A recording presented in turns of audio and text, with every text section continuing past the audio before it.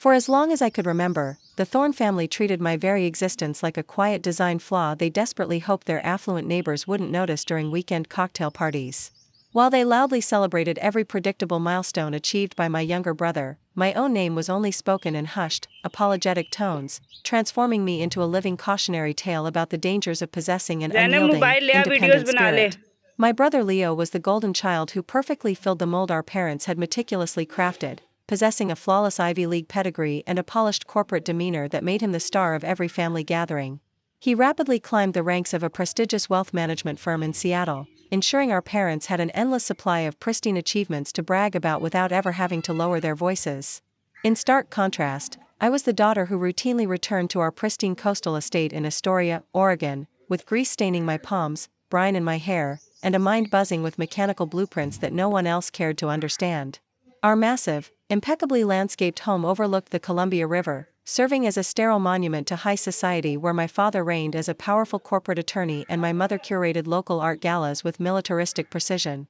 The atmosphere inside that house always smelled faintly of expensive lavender wax and freshly pressed linens, creating a fragile environment where flawless appearances were valued far more than genuine human vulnerability or raw emotional honesty. My parents had charted my entire trajectory before I even entered middle school, fully expecting me to secure a delicate humanities degree, marry a high-earning professional, and gracefully transition into a quiet, ornamental life of country club luncheons. Despite their best efforts to sculpt me into a delicate debutante, I found myself irreversibly drawn to the gritty, chaotic mechanics of how the physical world actually functioned around us. Whenever violent Pacific storms battered the local docks, I was the first to slip outside with a heavy tool belt to study the structural failures of the shifting timbers, deeply fascinated by how industrial engineering could conquer the chaotic elements. My mother viewed my calloused hands as a deep personal insult, and my father dismissed my mechanical obsession as a bizarre teenage rebellion, but my maternal grandfather, Gideon, saw something entirely different in my stubborn nature.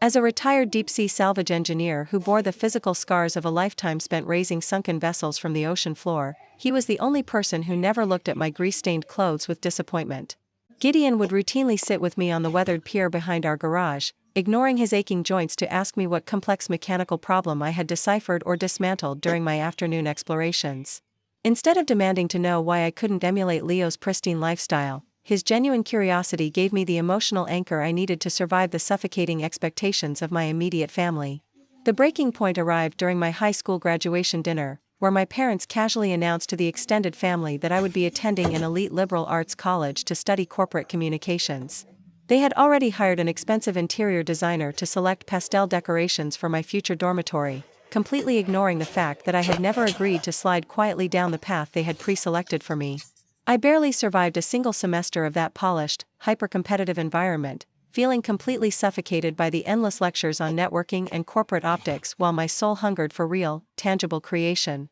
Over the winter holidays, I stood in our pristine kitchen and calmly informed my parents that I was officially withdrawing to enroll in a rigorous industrial stabilization and heavy marine salvage academy. My mother instantly gripped her pearls as if I had uttered a profound profanity, while my father leveled a cold, transactional gaze at me and demanded to know why a daughter of his wanted to spend her life crawling through muddy foundations and lifting rusted steel. I steadily explained that I wanted to be the person who saved critical infrastructure from collapsing after catastrophic disasters, but my words were met with a wall of elite shame that made it clear I was no longer considered part of their social class. Later that evening, as I stood by the driveway with my meager belongings packed into the back of my beaten-up pickup truck, Grandfather Gideon hobbled out to bid me a quiet, fiercely proud farewell. He slipped a heavy, tarnished brass maritime astrolabe into my palm, whispering that its steady brass alignment had guided him through 40 years of treacherous ocean gales and reminding me to trust my own internal heading when the rest of the world tried to force me off course. The following morning, I drove away from the Thorne estate with nothing but a basic set of iron wrenches,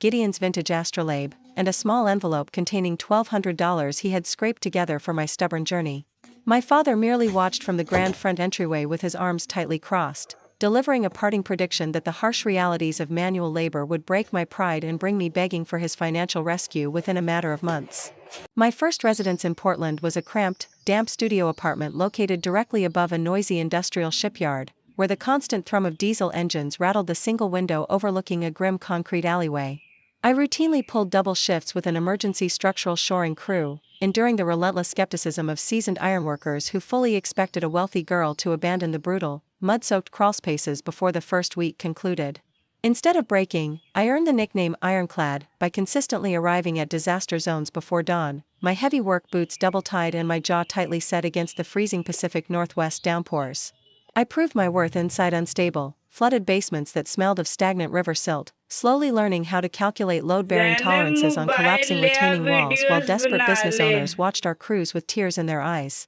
Over the next 3 years, I masterfully learned how to operate heavy hydraulic jacks, analyze structural stress fractures, and negotiate with skeptical insurance adjusters who only cared about profit margins while communities were fighting to recover their livelihoods. I spent my exhausting evenings studying engineering blueprints by the dim light of my bedside lamp, completely ignoring the excruciating physical ache in my shoulders because I had finally seized complete control over my own destiny. Every Sunday evening, Grandfather Gideon would call to eagerly dissect the technical nuances of my latest stabilization projects, offering invaluable advice on heavy rigging while my parents' communication dwindled to occasional, obligatory text messages. Whenever my mother did call, her voice was laced with an exhausting, performative sigh before she launched into an elaborate monologue about Leo's rapid ascent up the corporate ladder or his invitations to exclusive country club galas. At 25, I poured every single cent of my hard-earned savings into purchasing 2 industrial-grade hydraulic pumps, a heavy-duty flatbed truck, and a professional business license under the bold name of Vanguard Stabilization.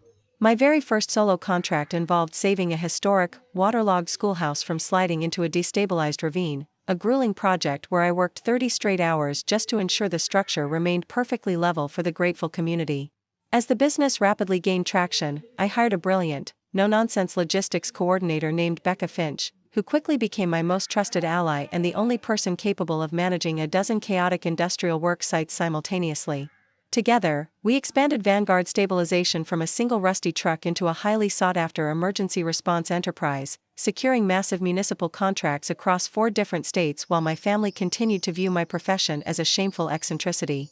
The defining moment of my career arrived when an unprecedented atmospheric river triggered a massive coastal mudslide that severely compromised the foundations of the world-renowned Ethelgard Marine Research Institute. The multi-million-dollar facility housed decades of irreplaceable ecological data and endangered aquatic species, facing total structural collapse within days if someone didn't immediately execute a highly dangerous, precision stabilization maneuver. For 2 grueling weeks, my dedicated crews worked in rotating shifts under torrential rains, successfully driving deep steel helical piers into the shifting bedrock while I personally monitored the structural stress telemetry from the mud-slicked trenches. When the danger finally passed, the legendary director of the institute, Dr. Rosalind Vance, firmly shook my grime-covered hand and declared that our relentless precision had saved a generation of scientific discovery from sliding into the Pacific Ocean. 2 years later, Vanguard Stabilization had blossomed into an industry titan employing over 200 specialists, allowing me to finally purchase a beautiful cliffside home and a vehicle that didn't smell permanently of diesel fuel. It was then that Leo unexpectedly called to announce his engagement to a brilliant young researcher named Sienna Vance, inviting me to an exclusive, high-society celebratory dinner in downtown Seattle where both of our families would finally converge. The formal gathering took place at the Obsidian Room, a hyper-exclusive restaurant where towering glass windows overlooked the sparkling Seattle harbor and the wealthy patrons moved with a calculated, untouchable elegance. I purposely parked my massive commercial utility truck directly between a pristine Porsche and a sleek town car, stepping out in a tailored charcoal blazer while keeping Grandfather Gideon's brass astrolabe tucked securely beneath my collar as a silent armor. My mother intercepted me near the grand entrance with an anxious expression, her heavily jeweled hands tightening around her designer clutch as her eyes frantically scanned my simple attire for any sign of industrial residue. Before she could whisper her usual plea for me to hide my unglamorous profession from Leo's prestigious new in-laws, my father stepped forward with a superficial grin, introducing me to the arriving guests with the patronizing explanation that I ran a small local storm cleanup crew. The entire room suddenly went dead silent as the elegant matriarch of the Vance family arrived, and my mother immediately put on her most submissive, high-society smile to greet the famous Dr. Rosalind Vance. However, the renowned scientist completely ignored my parents' extended hands, walking directly past them to wrap me in a fierce, genuinely affectionate embrace while loudly announcing to the stunned room that the entire Vance family legacy owed its survival to my unmatched engineering brilliance. As my parents stood frozen in absolute disbelief, watching the elite gathering shift its entire attention toward the daughter they had spent a lifetime trying to hide, I quietly smiled and realized that true worth is never granted by bloodlines, but built from the ground up through unyielding resilience. Please subscribe to our channel and share this video with your friends and family. We create entertaining and inspiring stories for our viewers, and your support helps us continue making great content for you.